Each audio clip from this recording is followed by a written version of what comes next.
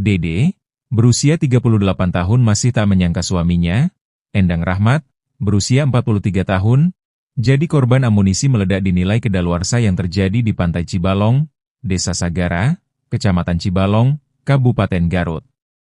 Endang merupakan satu dari 13 korban meninggal saat peristiwa yang terjadi pada Senin kemarin. Korban dari Kampung Ciudian, Kecamatan Singajaya, Kabupaten Garut. Sedangkan, korban warga sipil lainnya dari Kecamatan Pamengpek dan Cibalong. Sedangkan 4 korban lainnya adalah anggota TNI. Endang yang meninggalkan 3 anak tersebut awalnya hanya sebagai pekerja proyek.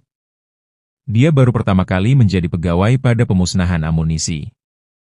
Statusnya sopir mengangkut bahan peledak kedaluarsa.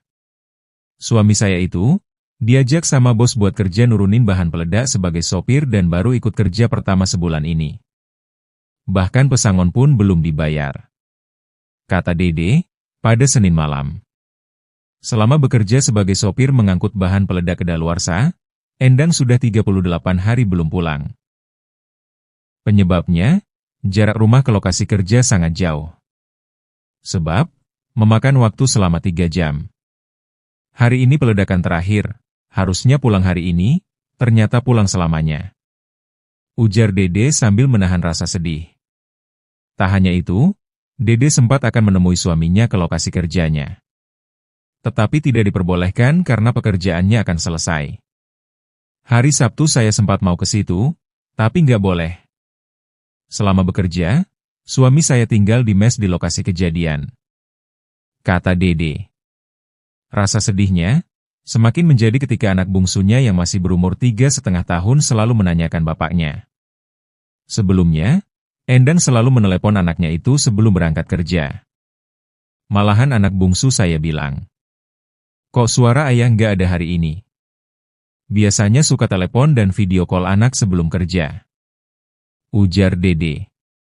Rasa sedih Dede pun semakin menjadi ketika anak bungsunya yang masih berumur 3,5 tahun selalu menanyakan bapaknya. Sebelumnya, Endang selalu menelepon anaknya itu sebelum berangkat kerja. Malahan anak bungsu saya bilang, "Kok suara ayah nggak ada hari ini?" Biasanya suka telepon dan video call anak sebelum kerja. Kata Dede. Baginya sosok suaminya tersebut adalah multitalent. Segala bisa, nyanyi hayu, ngaji hayu, pokoknya kerja apa mau.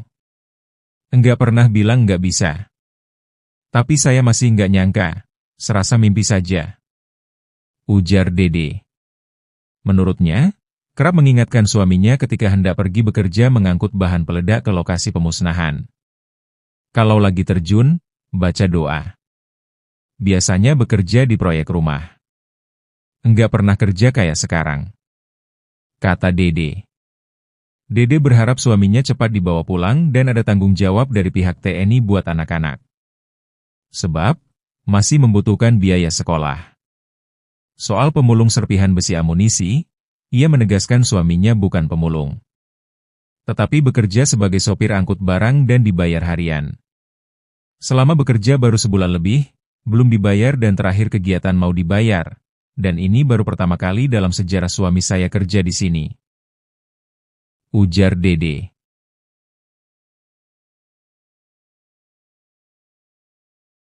Pun dari tribunjabar.id dan YouTube Tribun Jabar Video. Nanti kita akan update lagi bermacam-macam kegiatan dari proses pemakaman, cerita dari keluarga, cerita dari saksi-saksi dan lain-lain. Kita akan lanjut lagi Tribun Jabar.